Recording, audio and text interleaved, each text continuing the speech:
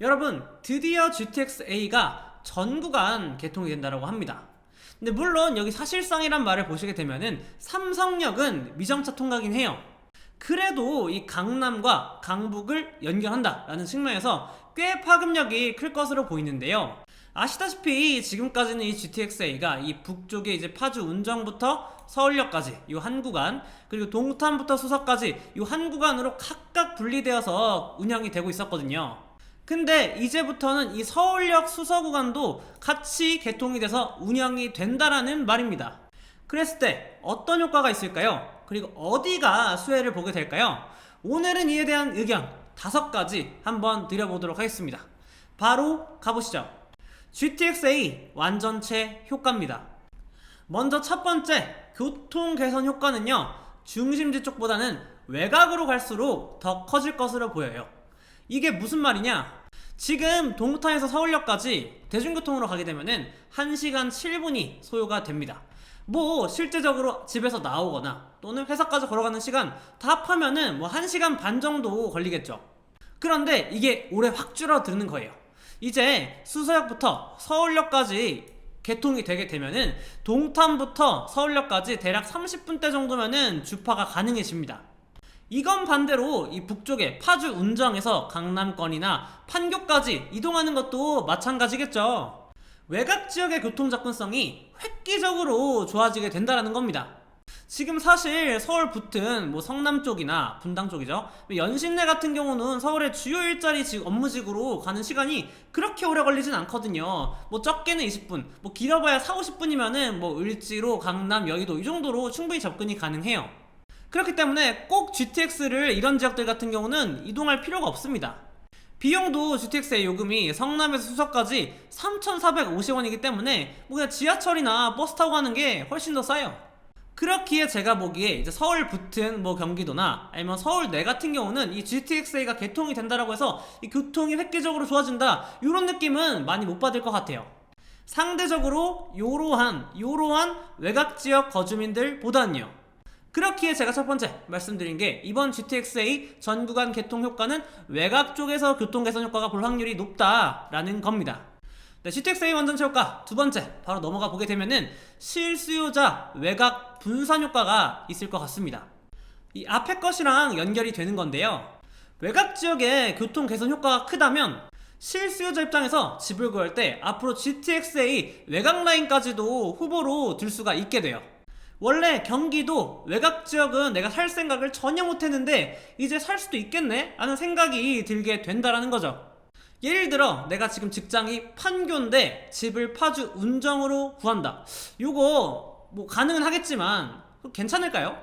쉽지 않습니다. 솔직히 지금 파주 운정부터 판교까지 대중교통으로 1시간 반이 걸려요. 그냥 GTX-A 딱 타고 판교까지 딱 가는데요.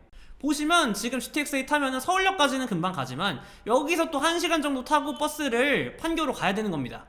그래서 총 1시간 반이 걸리는데요. 만약에 이게 앞서 말씀드렸다시피 뭐 집에서 나오는 시간도 포함하고 또 역에서 내려서 회사까지 걸어가는 시간도 포함하게 되면은 이제 출근하는 데만 2시간, 뭐 퇴근하는데 2시간 하면은 하루에 총합 출퇴근으로 4시간 정도를 쓰게 되는 겁니다.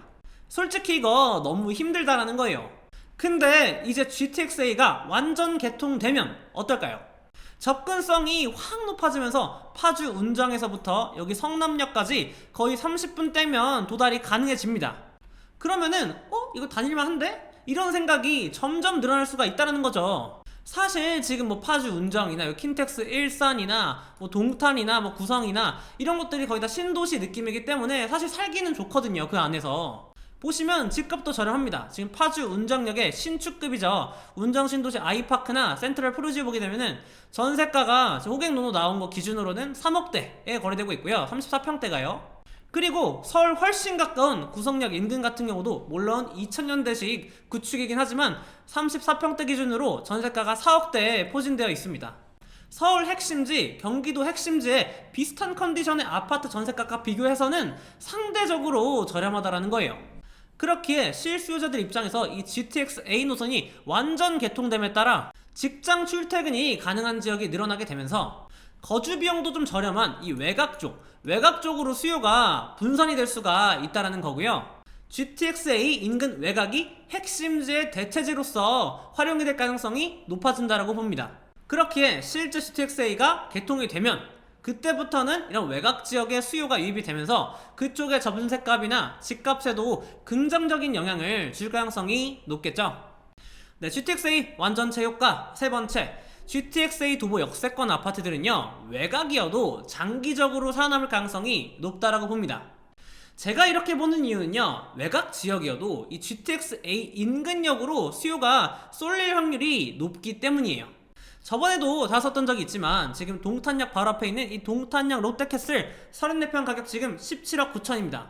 이거 거의 가격이 탈동탄급이죠. 같은 동탄 신도시 내에서도 이 동탄역 인근에서 약간만 멀어지게 되면은 84 기준으로 34평 기준으로 뭐 9억대, 7억대, 6억대, 5억대까지도 지금 나와 있거든요. 가격 차이가 엄청나죠. 보통 이런 외곽 신도시 같은 경우는 이런 걱정을 합니다. 앞으로 이 대한민국 인구 이렇게 계속 감소한다라고 하는데 지금 5천만인데 나중에 3,800만 몇천만 명이 줄어드는 거잖아요.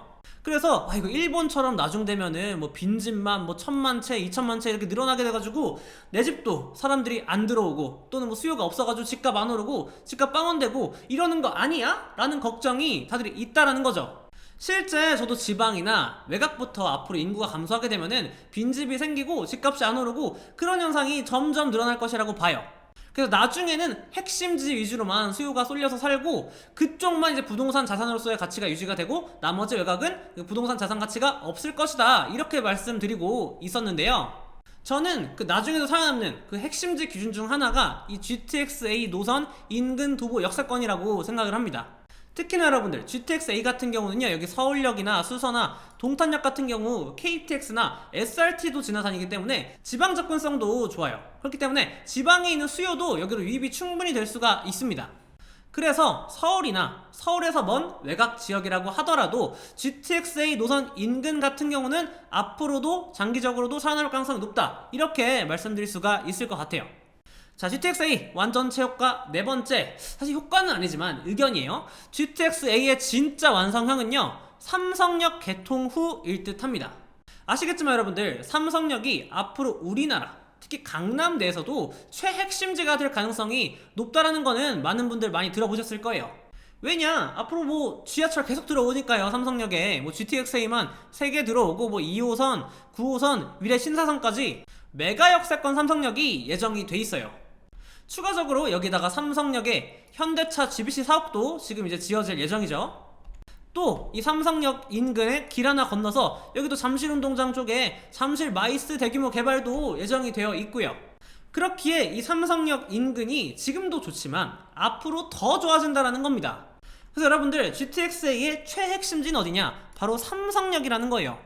그게 이번에는 미정차 개통으로 GTX-A가 이번에는 정말 완성형, 완전체까지는 솔직히 아니라는 거죠. 그래서 지금 삼성역 개통을 2028년 완전 개통 예정으로 잡혀있긴 한데 저는 이것보다는 조금 더 늦을 가능성이 높지 않나 싶고요. 그래도 지금 하고 있고 또 지금 추세라면은 속도감 있게 개발이 진행될 가능성이 높다고 보기 때문에 삼성역이 개통됐을 때 진짜 교통혁명이고, 올해 수서 서울역이 개통이 되었을 때보다 삼성역이 개통이 되면은 한 단계 더 높은 수요의 증가 효과가 GTX-A 인근으로 유입될 것으로 보입니다. 자, GTX-A 완전체 효과 마지막 다섯 번째는요, GTX역 인근은 제가 보니까 모두 다 복합 개발이 들어가더라고요.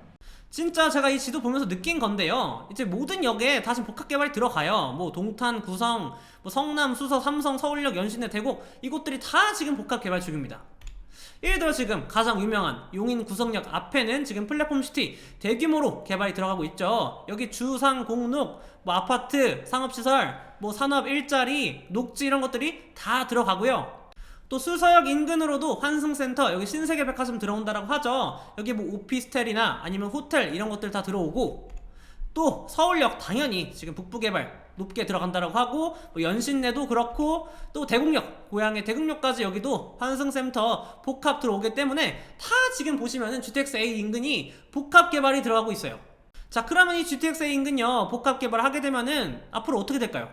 당연히 그 지역 내에서 핵심지 역할을 하게 될 겁니다. 그니까 앞으로도 미래가치가 높다는 거죠. 사람들 수요도 계속 끊임없을 거고, 그렇기 때문에 당연히 우리가 투자로서도 눈여겨보아야 한다, 이런 말씀 드리고 싶네요. 네, 결론입니다. 정리해보면요, GTX-A 곧 서울역 수서구간이 개통이 되면서 거의 전 구간 개통이 올해 완성이 됩니다. 그래서 서울 수도권 남부와 북부를 잇게 되는 거라서 이에 대한 파급력 엄청 커 보이지만요, 제가 말씀드렸다시피 삼성역이 확실히 개통이 되면은 그때 그 파급력은 진짜 무시 못할 거예요. 그렇기에 이 주변에서 내 집 마련이나 투자할 곳들 찾고 계신다라고 하면은 이 GTX-A 역 인근도 한번 눈여겨보시길 바라겠고요. 꼭 지금 사라는 게 아니라 지금 미리 좀 공부해놓고 나중에 좀 좋은 시기가 왔을 때 투자한다라고 하면은 정말 괜찮은 투자처가 될 수가 있기 때문에, 그런 점에서 한번 미리 공부해보셔라 라는 말씀 한 번 더 드리고 싶어요. 네, 지금까지 홈즈의 이종호 대표였고요. 다음에도 더 좋은 정보로 돌아오도록 하겠습니다. 감사합니다.